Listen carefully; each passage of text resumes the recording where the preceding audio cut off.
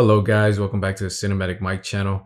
Today I'm going to be doing something different. I'm going to be doing, I guess, a review, but this isn't a movie review. It still has to do with movies. This is actually a book review, which wasn't my plan when I was doing this. But I got this book last week and I've been reading it before work and after work. And I finished it last night and I thought, man, I really have to share this book. So here's the book that I am talking about. It's by Keith Phipps. It's called The Age of Cage. You guys know Nicolas Cage, an actor in Hollywood, right here. And to kind of give you like a little idea of what this book is about, it kind of basically says it right here. Age of Cage, 4 decades of Hollywood through one singular career, which is basically his life, the decades of all his careers. And what I like about this book a lot is how it's about him. I've been thinking about Nicolas Cage recently because this new movie is going to be coming up, which is The Unbearable Weight of Massive Talent, which I can't wait to see. It looks like it's going to be a great comedy. It's with Pedro Pascal, and I'm excited to see it. One, because Nicolas Cage, I'm kind of a fan of his. I don't think I can say I'm like a big fan like other people, but I am a fan of his. I always liked him in certain films and all that, and I know he's kind of odd. And I think this book kind of talks about that, how people view him as this kind of goofball, this odd or bad actor. But then it also talks about, is he, because look at the things that he's done, look at the way he approaches things, which I think is amazing. You know, I always thought he was a good actor there, or a moment like I can bring up, I remember when the movie Snowden was going to come out. I think, was that in Oliver Stone film, with Joseph Gordon-Levitt?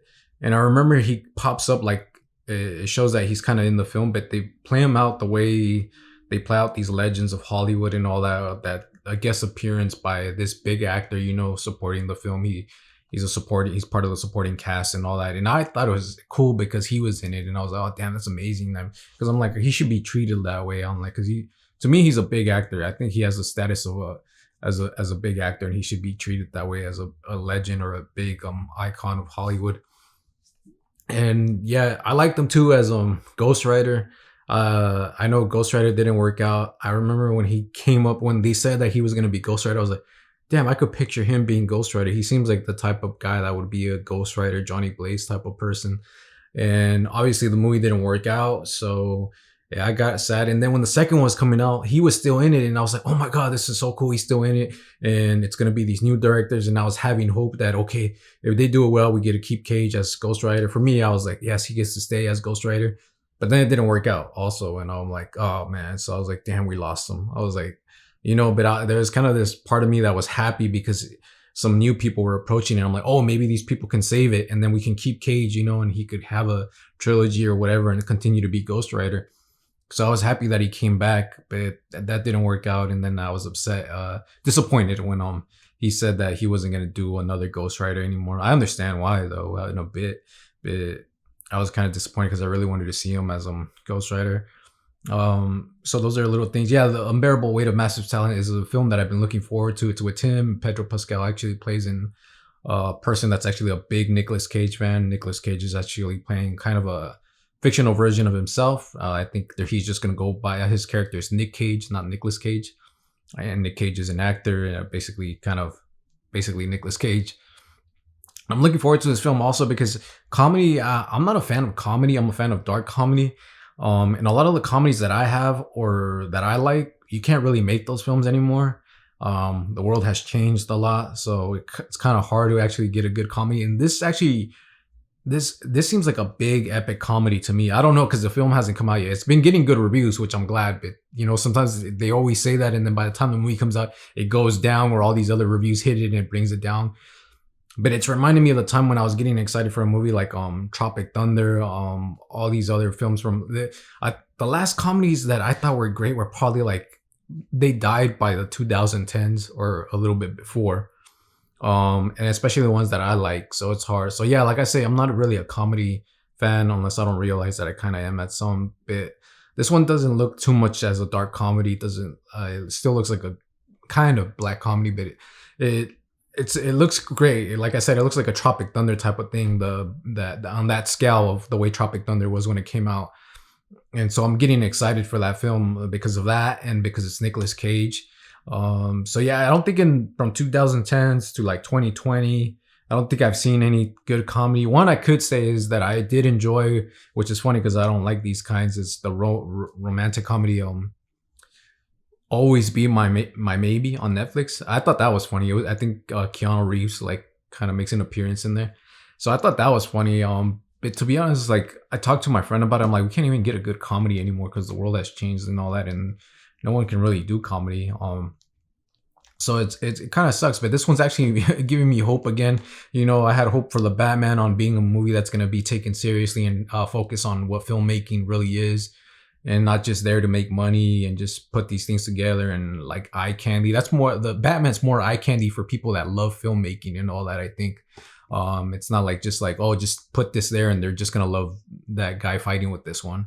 Right here too, it seems like a big scope type of comedy, so I'm looking forward to it. So if there was an interview with GQ2 like a few weeks ago that I really enjoyed. If you guys haven't seen it, you guys should. And they interviewed Nicolas Cage. I think it was for this promotion of this film that's coming up, and he talked a lot about his life and his career and how he was in debt, and how which also is talked about in here, and how he ended up paying off his debt with the VOD, video on demand and direct to video type of films that he did. He ended up paying it off.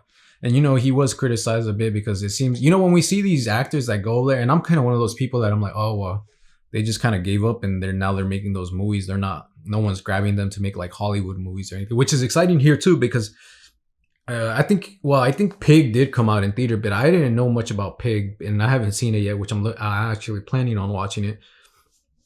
And but like the way I felt when I saw the trailer to Snowden and he popped up, I was like, oh, cool. I'm like, Nicolas Cage is right there on the big screen again and all that, you know. And I know him from like when I was a kid watching Con Air, The Rock, my dad's favorite film, Face Off. So I knew him from those movies at first. That's how I got introduced to him. And so it's getting me excited to actually see him on the screen again, and his name being like, it's like if it was back then, like the way he was popular so back then. But he is still popular with his fans on wherever, where his videos are now on VOD, right there on streaming and all that. And he says it too. He said it in some interviews, talking when there's like all this press for Pig. Also, he says, well, people will still watch you. They're your fans. They'll still watch you. And he has his fans that watched him right there. So yeah, it's a good interview. So right here, Keith Phipps in The Age of Cage, he talks about his career. I love it because, you know, at first I was getting a little bit, there's some parts right here where he's kind of giving too much background a little bit, but that background actually connects to what he's trying to the point that he's getting to with Nicolas Cage's career. Like he'll talk about other directors, screenwriters, or actors, actresses, which still actors, and what happened to them and what was going on and how it ended up leading up to getting Cage for the film. So at first it's kind of a little, oh man, it's too much of background. I want to know about Nick Cage, but it's actually that kind of connects to what he's getting to with the movies of Nicolas Cage. It seems like he hit almost every Cage movie here, or every big Cage movie out there with this one. So it was so interesting to see it. And then the other thing that I loved about it, he talks about like the influences that Cage did for his performance, which is something I didn't know on some films. That Nick Cage is a guy that actually, I think he likes to use a lot of influences for his performance. He doesn't just do it his way. He looks back to something. He's like, I'm going to take that in and I'm going to try it here. You know, not the same way. If you read it, you'll see that he does different takes from different people, different characters from TV or movies or the past, you know, and he applies it to his performance in one of these films. So it was amazing to see that and interesting. And it helped me grow much more respect for him than the way I already had. And again, it talks about the 4 decades of Hollywood, the other thing that I loved about it is that it talks about the changes of the industry, where it was at that time, where it is now, where it was in the middle of Cage's career. You know, he went from this time where there was these movies that were kind of like, they were great writing. I don't know how to explain it, but it says it in the book. But these movies are popular. The ones that he's in are from the past. Like even I had a conversation with a coworker recently because I was talking to her. I just brought it up because I've been thinking about Nick Cage a lot. And I'm like, hey, you like Nick Cage? She's like, oh, Nick Cage. She's like, yeah, I do. I like him in Valley Girls. Sorry, I forgot. Valley Girls and Moonstruck. And those are films that I haven't seen because that's from way past. Like I met Cage's career like in the 90s when I was a kid and all that. but I never went back. The only ones that I think I've seen, which I told a friend yesterday too, is from when he started, was probably not Rumble Fish and Fast Times at Richmond High. But after that, I knew him from like the mid '90s forward. Vampire's Kiss, I haven't even seen that, and I think that's what that meme is, which I always saw, and I was like, well, I wonder what movie that's from, and then I think that's from Vampire's Kiss, which they talk about here too, and it's just amazing all the stuff that's said in here on his performance and all that. And yeah, it talks about the shift in the industry. You know how we went from, he was trying to like explore, I think, which is something I like when people, our artists actually do that. You want to explore. And it's something I learned as I started reading interviews or started seeing directors' careers and all that. You know, they try to tackle a genre. You know, you don't want to be known. Some directors are known for just that genre, but some people that kind of want to challenge themselves, they end up doing like different things. Like me, when I started reading those things, I'm like, I'm into crime thrillers. But then I thought about it, I'm like, man, then I would just be known for like crime thrillers, you know, and all that, and it's probably gonna get too redundant. So it's something I try to teach like my nephews and all that, like to try to do different things. Don't always do the same thing. And that's something that I like to do. Like me, I criticize myself if I feel like something that I did already is like similar to the other one. I'm like, oh, well, or I'll just think about something that I'm gonna write. I'm like, but I already wrote that story. I don't want to do that one again, or I don't want to write it too soon because I just wrote one similar to that one. I want to do something else. And I think that's what he does here. It shows that this is what he does with acting. He likes to challenge himself. He likes to go into different genres and challenge his acting. He's more a lover of acting. And I think he said it in one of his Oscar speeches. I forgot if it was for adaptation or which movie it was, but I think he said, I love acting. That's what I love about, I just love acting. And so it's cool seeing him that he did this take. And, you know, people think that he's funny. You know, some of us make fun of him. Even me and my friend will end up doing his face from like Face Off sometimes just to joke around. But I love Face Off and I love Nick Cage. And it tells you a lot about that, him jumping onto genre and how he was kind of criticized too on switching genres, and people thought he was kind of like, which kind of made me sad. They thought he was a sellout, you know, because he's making these action movies now. And I'm like, damn, but reading this gives you a little bit background of him. It makes you sympathize with his side, you know, instead of, yeah, I know some people could see that like, oh, he's just jumped onto that now, you know. But no, it seems like he just wanted to hit everything, you know, anything that he can find a challenge to and do it his way. So I thought those things were interesting. Again, the changes of the industry are there. You know, he had to switch at times because things were different. He got into the action ones because that's what started happening, was the action ones started becoming big. And that's something I noticed of myself. I've been talking about that with my friend and my friends. We talk about that. Like, we've been talking about that for months. Like, man, the movies in the 90s weren't really that, I mean, these action ones that some of that he was in were great. Like Face Off and The Rock were great. I love those. But the 90s were kind of just pure, like some big action movies, you know, Armageddon, all that stuff. And so things like that. And we think about the 90s movies and we're like, man, I don't know if we were paying attention that much to like story wise or to what seemed real or what didn't. And so that was a big hit. The 90s, I remember it as one of that era where my friend said it in a way, he's like, were the 90s movies really that great though? I don't think we were like focused too much deep into the movies at that time. But it was like an era of like, I can tell that it was an era of all these action movies and all that. So it was cool to see something that I was kind of familiar with the way me and my friends thought about the 90s and him being in there. And yeah, man, it talks a lot about his stuff. And it talks about one of my favorite films of Nicolas Cage, which is The Weatherman. I really like that film a lot. I have it. I was putting up my DVDs and all that. Here it is. So The Weatherman right here. This is like probably my most favorite Nicolas Cage movie is The Weatherman right here. It's a real story about like life and all that and the struggles and, you know, being an adult and all that. And him kind of trying to be a father too. And it's kind of complicated for him. His dad's played by Michael Caine. So this is one of my most favorite Nicolas Cage films. And in this book, they kind of compare his career to what's his name? Spritz something? David Spritz. They compare his life to David Spritz here, which I loved, you know, because it got to a point where people were, in this movie, people throw things at David all the time. And that's kind of like what they say. This was probably what his life was when he was just getting trashed by reviews and critics and all that and fans. But I loved him in it. And I love that it compared it to that because it kind of does kind of make sense. but you kind of feel bad in a way, and in a way you kind of get um it kind of makes you think, what was he really that bad with what he was doing? I mean, most actors don't, like, what I can bring an example of is, recently I was thinking of, why do these actors go and make those Marvel movies when those Marvel movies don't even challenge them? I think actors should challenge them, should be challenged in their acting and all that. And I'm like, but there's nothing to do much. And some of them, yeah, you get a challenge. I think I can agree that some, but most of the time there's not really a challenge in those films for actors, which something that I was wondering, like, before I read this book, I, like, just recently too.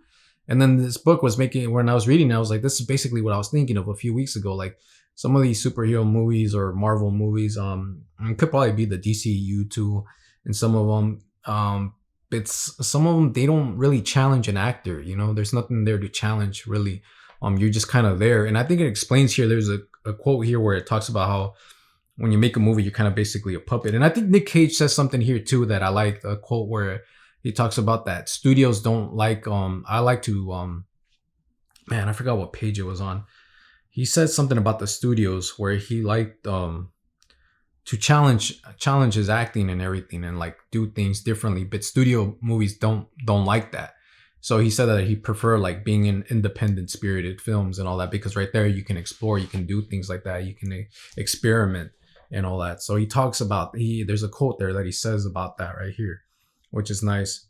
And yeah, it's funny because, yeah, Nick Cage is known. There's a lot of memes out there with Nick Cage. He's and this book is honest about that. That's basically what it's talking about. It's about the memes that are out there, the way people view Nicolas Cage. Some view him kind of like a crazy guy, a bad actor.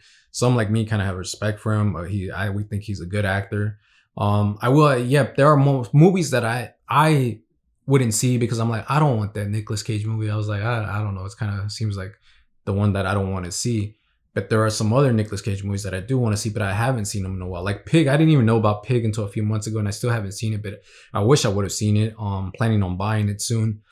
I know he got back up with Mandy, or another film too that was getting popular. There's like two in his career that got great ratings, and I still haven't seen them. But to be honest, after I read this book, I want to go through all his filmography, no matter what, whether it's good or bad. I actually want to see all of them, man, because when you read this book, I think that's what it leaves you, like wanting to see his filmography and just being kind of in awe of what he did, what he's doing. Not many actors do what he does, I think. If someone, I just grew much more respect for him in this book. Like, I mean, many actors should do what he did or what he's doing, and even until this age right here, like, I think it's great that he did that. Right here, I'm gonna read a little bit of the front right here. It says, icon, celebrity, artist, madman, genius. Nicolas Cage is many things, but love him or laugh at him, there's no denying two things. You've seen one of his many films and you certainly know his name, but who is he really, and why his career endured for over 40 years with more than 100 films and birded a million memes. Age of Cage is a smart, beguiling book of the films of Nicolas Cage and the actor himself, as well as sharp-eyed examination of the changes that have taken place in Hollywood over the course of his career. Critic and journalist Keith Phipps draws a portrait of the enigmatic icon by looking what else Cage's expansive filmography. As Phipps delights in charting Cage's films, Age of Cage also chronicles the transformation of film as Cage's journey takes him through the world of 1980s comedies, Valley Girl, Peggy Sue Got Married, Moonstruck, to the indie films and blockbuster juggernauts of the 1990s, Wild at Heart, Leaving Las Vegas, Face Off, Con Air, through the wild, unpredictable video-on-demand world of today. Sweeping in scope and intimate in its profile, a fiercely passionate artist, Age of Cage is like the man himself, surprising, insightful, funny, and one of a kind.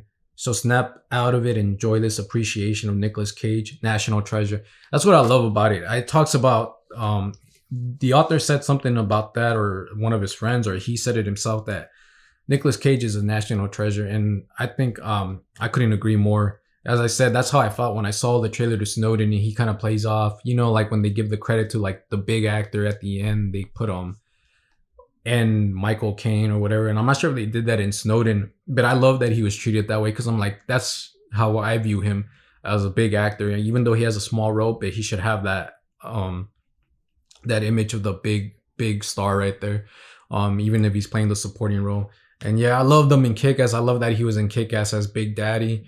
I love The Weatherman. When I had cable, I would watch this movie. I didn't know it was by Ridley Scott called Matchstick Men, and with his daughter and I think Sam Rockwell. And I think that was a good film too. The Matchstick Man and The Weatherman are good. The Rock, Face Off, Con Air. I love because that's something that I seen as a child, as a kid. That was something I would always watch. Um, and then Rumblefish, I saw as a continuation, kind of to The Outsiders. For me, like it was another one of the author's books in Francis Ford Coppola. And I saw Fast Time at Richmond High right when I was getting into film, and I wanted to see like these coming of age stories. And yeah, so all that's interesting, and I do want to see Pig. I missed out on most of his films from when he went to VOD and all that because I'm kind of not into those films. But now it's kind of changing my mind a bit on like what VOD does. And now I do want to see, like I said, I want to see all his filmography. From this book, just made me want to see all his filmography. And I love what it talks about with the industry again. As I said, it talks about the changes. How I love how it talks about the changes of Hollywood a lot. You know, from where we're at, what was getting paid attention, what the studio saw that needed money, and where we're at now, how they were banking on star. And right here, I think it talks about that we're in the era of the franchise. We're not in the era of the movie stars anymore. We're not. We're not. I think Anthony Mackie talked about this in a video like a few years ago, where it's not about the movie star anymore. It's about the Star Wars movie, the Jurassic Park movie, the Iron Man movie, the Captain America movie, the Batman movie. It's not about like, oh, the Nicolas Cage movie, the John Travolta movie. It's not about the star anymore. It's nothing like that. And right here it talks about the era of the franchise, and instead of the movie star and all that. So it's incredible. It's incredible. And if you guys haven't read it, I do hope you guys read it. I wanted to share just a little bit of my thoughts on it. Um, as I said, I wasn't planning on doing a book review. I do movies, but I thought this was similar, and I really wanted to talk about this. Age of Cage by Keith Phipps. So you could get this. I got my copy at Barnes and Noble. It's out there at Barnes and Noble, so you guys can get it. And yeah, if you guys read it, let me know what you think about it. And you know, there's a I'm not sure if I got this from here or from the GQ interview or from where, but I guess there's a video on YouTube in defense of Nicolas Cage. And I'm planning on watching it right after this video, actually. The video is like 3 hours long, I think. So I plan on watching it. And then my friend, he's a big fan of Community, and I didn't even know that. He always bugs me, you got to watch Community, but I don't want to watch it. I was like, I don't think it's my cup of tea, but he's been bugging me for years to watch it. And then right here, he talks about that. I guess he's brought up in the TV show Community. And I texted him yesterday when I finished. I'm like, dude, they talk about Nicolas Cage in Community. He's like, yeah, there's like a whole episode on him where they have a class on him. And I'm like, what the hell? And so it was just interesting. And I think in that, I have to watch it on YouTube. I guess they ask, is he a good or bad actor? And the answer that they gave is there's no right answer to that, which is kind of crazy. But yeah, man, just Nicolas Cage, I think, deserves all the respect. You know, I like him. I know people are clowning on him. People still laugh about him, laugh about his movies. Even with this book, people are like kind of still doing the same thing. But dude, I think he's an amazing actor. And I can't wait to see The Unbearable Weight of Massive Talent as a great comedy. Another Nicolas Cage film, actually, with his name on it, being promoted big. I took a picture with it when I went to go see. There was a big old like billboard or poster at the movie theater that I went with the last time I went to go see Batman for like the fourth time with my dad. There was a big one, and I took a picture with The Unbearable Weight of Massive Talent and Nicolas Cage right there because I was so excited for this film, and glad it's not one that's going straight to like video. You know, it's actually going to be played in the movie theater, which I love. So yeah, as I said, guys, I think I'm gonna have a week or something or a month. I'm gonna try. I'm not sure if I'm gonna get through it, but I'm gonna watch his filmography. But today I think I'm gonna try to watch that 3-hour video of In Defense of Nick. I was gonna watch it, and then I realized it was 3 hours in the morning, and then I'm like, oh dude, I gotta go to work. I can't watch this. So yeah, reading this book, there it is the anniversary of our famous film critic Roger Ebert, who I'm a big fan of. One of the reasons I started writing the way I did was because of interviews with actors, reading criticism from movie critics, and Roger Ebert was a big part of that. And it was his anniversary yesterday. And reading this book also reminded me of him too, because I remember when I was looking up, sometimes I would look up actors that are famous, and I would look up their Wikipedia or different things and see what people thought. Or sometimes it's just there, their thoughts on their acting style, their views. And Roger Ebert had one to say, and I really like what he said. He said something about Nicolas Cage, that he had this thing that nobody else could do, and it was interesting to see what he was doing. The way he would act was kind of something not from here, something way different from everyone else's acting, but he's actually doing something really great. And to me, it's still kind of confusing exactly on what he was hitting, but I like hearing that what he says about Nicolas Cage. I found the quote, one of the quotes right. I'm not sure if this is the exact one that I thought when I saw it when I was looking up a long time ago, or if it's a different one, but right here kind of goes similar. There are often lists of great living male movie stars, De Niro, Nicholson, and Pacino usually. How often do you see the name of Nicolas Cage? He should always be up there. That's basically what I was saying when I saw Snowden. He has that, for me, he has that status. When I saw the trailer to Snowden and I saw that he was coming up, I was like, oh, and the way the trailer played it, or for me, the way it came out, I'm not sure if they did it that way, but from what I remember, my take was, oh yeah, that's Nicolas Cage. I love that they put it that way, because that's Nicolas Cage and that's the status that he should have. Basically what Ebert is saying here, he should have the status of De Niro, Nicholson, and Pacino. He's daring and fearless in his choice roles and unafraid to crawl out on a limb, saw it off, and remain suspended in air. No one else can project inner trembling so effectively. I'm not 100% sure if this is the one that I remember, but it's kind of similar to what I was saying, the one that I wanted to show you guys. I can't find it, but it might have been that one. I just probably remembered it differently. But that's basically an example of what I was saying of how his acting is. He's just a different type of person, and you got to have respect for someone like that does that with his acting. So I thought that was wonderful. Also, Guillermo del Toro, who I knew recently, somebody said something about Nicolas Cage somewhere, or GQ, the interview. I think Guillermo del Toro read the interview when I read it too, and he went on Twitter and I was like, oh yeah, I remember that a long time ago. I remember that he was another one that said something about Nicolas Cage too. And again, the GQ interview that came out like last week or 2 weeks ago, I guess he read it, and he's like, Guillermo del Toro said something like, Nicolas Cage does not ever not do his best, and there will also, same thing, there will never be anyone like him. He's incredible. So yeah, that's what I wanted to share with you guys. If you guys haven't picked this up, pick it up, guys. I do recommend it, guys. Age of Cage, 4 decades of Hollywood through one singular career, by Keith Phipps. It's a great book, guys. All right, guys, if you guys enjoyed my video, please hit that like and subscribe button, and as always, thank you for watching.